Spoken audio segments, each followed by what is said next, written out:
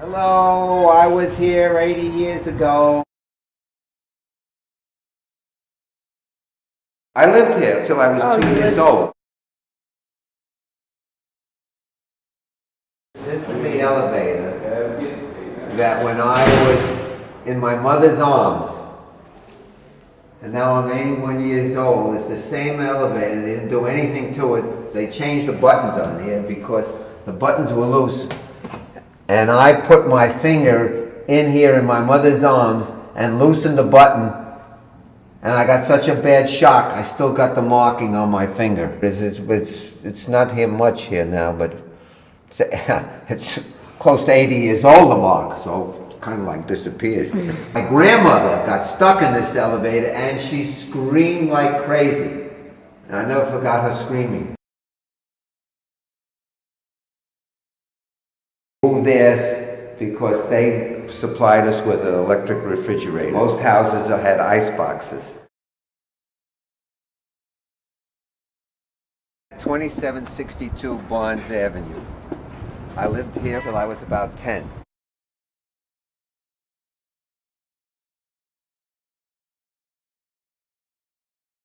Below is a garage in back where my father used to have a place for his car.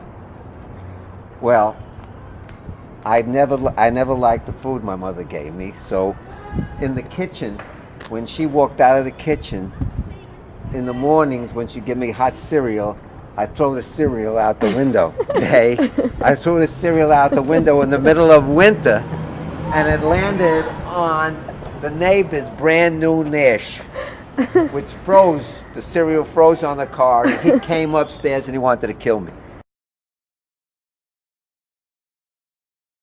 Here, on this level, I heard that my grandfather died, and I started to laugh instead of cry, but I got hysterical when I found out he died at Fordham Hospital. Across the street was empty. It was a lot. They used to call it the Italian lot. The Italians lived all along here, and the Jews lived all in the high-rise buildings. A bunch of communists and socialists. During the Spanish Civil War, they used to march up and down here with flags, go to Spain and fight for against Franco. No, those people aren't here anymore. Oh, and my friend Marty Gelman lived on the ground floor over here, and he told me that my grandfather didn't speak English, and I always thought I spoke to him in English. When we went to school, we used to have to sit with our hands clapped like this. You had to wear a tie and a white shirt. White shirt, you had to have a white shirt. I don't know what the girls wore. I should have known what the girls wore because I was interested in them at a very early age. I played marbles in the street, and I was good at playing marbles. I had so many marbles, I had drawers full of marbles. I used to win all the time.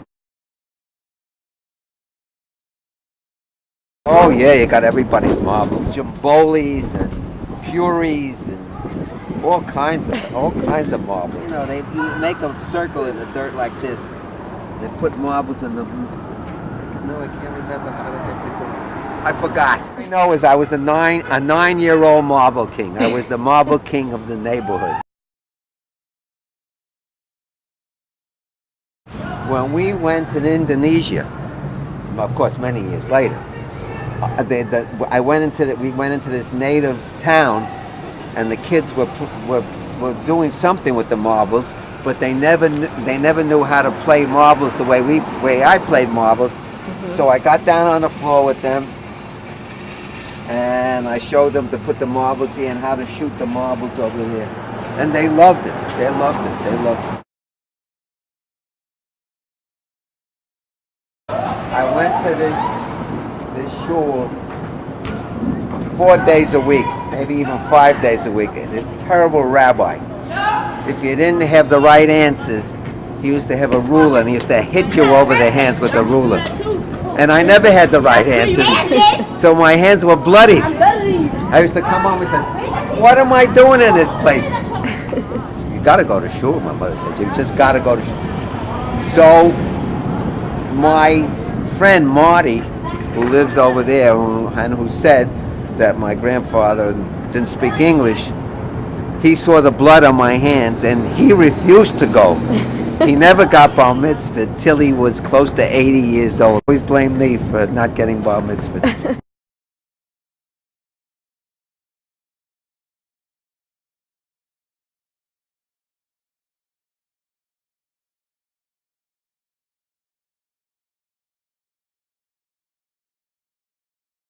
Bonaire Avenue. I lived here from the time I was 10 years old till the time I got married. In back of the house was the farm, Secord Farms, which is now is all built up with housing. That's where the farm was. All these houses. The farm went 2 blocks over there that way, all the way up to North Avenue.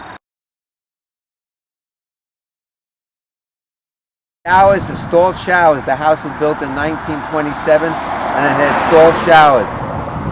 Stall showers with the stall sprays from coming at you from all ways, just like they have today. That was my mother's hydrangeas. She loved them, beautiful pink hydrangeas. Always used to say, admire hydrangeas. She was so proud of them. What can I do for you? Well, I lived here 70 years ago. Oh.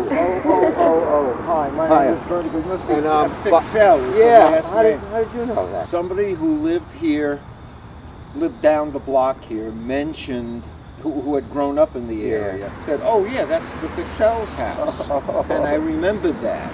Yeah. Isn't that something you remember that? Yeah. Would you like to come inside? No, I'd love it. I love it. Oh my. This used to be my room. Well, right now, it is... And it looks so much smaller than what I remember. 1927, they had these, could you believe that? They had this then, with the showers. Yeah, I'll tell you, there's another added thing. You go to historical places. One of the places we went was to Dwight Eisenhower's retirement home on the Gettysburg battlefield. And it's a regular 1950s, 1960s house, you know, and it's furnished in that way. And then you go through and they say, here's the bathroom. And it was exactly this. It was exactly this. In other words, this was part of a kit. A company made this and Dwight Eisenhower's shower. Good old Ike. It's the original door. Yeah. I remember. We changed the door actually. We put this door in. I remember my father putting this door in. I always talk about, well, I lived in the house where the closet had a window in it. How many houses have a window?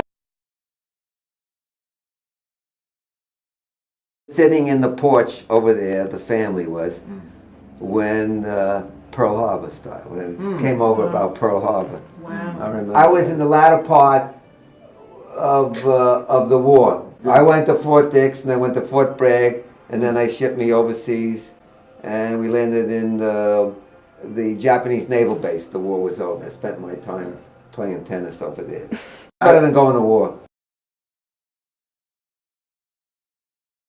I got married from this house. And then I moved to Mount Vernon. They were building on Gramerton Avenue. They built the first co-op. And for $70 a month, I got a new apartment. And $600 you had to put down. Stayed there for 2 or 3 years, and then I moved to to Rockland County because the bridge wasn't up yet, but I knew a bridge was coming. Father would have given me this house, but I didn't want it because the taxes were $3,000. Oh yeah, I wish. At that, but $3,000 is a lot of money.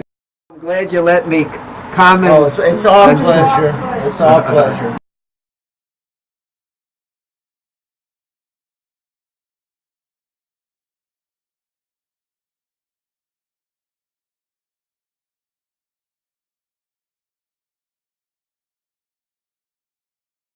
Incredible.